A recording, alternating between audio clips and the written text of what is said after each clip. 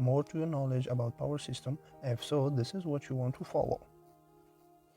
Our course on power system will cover a total of 26 units, which are general introduction, generating stations, variable load on power stations, economics of power generation, thrift, power factor improvement, supply systems, mechanical design of overhead lines, electrical design of overhead lines, performance of transmission lines, underground cable, distribution systems, DC distribution, AC distribution, voltage control, switchgear, symmetrical fault, unsymmetrical fault, circuit breakers, fuses, protective relays, protection of transformer and alternator, protection of bus bar and lines, protection against overvoltage, substation, and neutral grounding.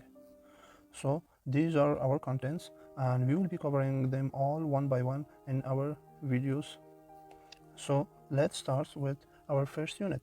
So our first unit is about importance of electrical energy, generation of electrical energy, sources of energy, comparison of energy sources, units of energy, and efficiency.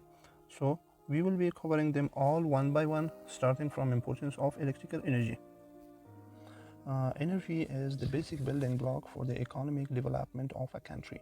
Many of our today's function will halt when the supply of energy is stopped. With the availability of large amount of energy result in shorter working days, high agriculture and industrial product, better transportation facilities. So energy is needed as heat, light, and motive power. Electrical energy can be converted into desired forms. It can be heat, it can be light, and interactions and motive powers.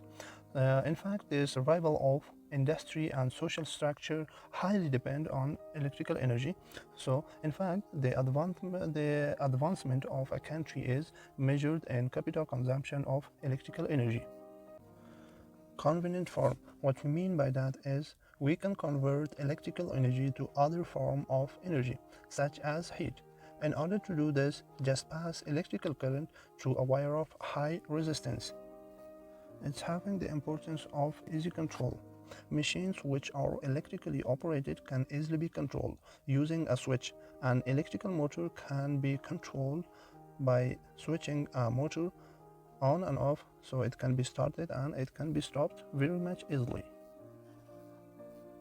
It has greater flexibility, cheapness, cleanliness, and it has high transmission efficiency.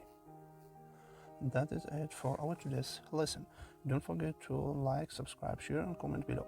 Hit that bell icon so that you will be the first to see our upcoming video. See you in the next video. Bye.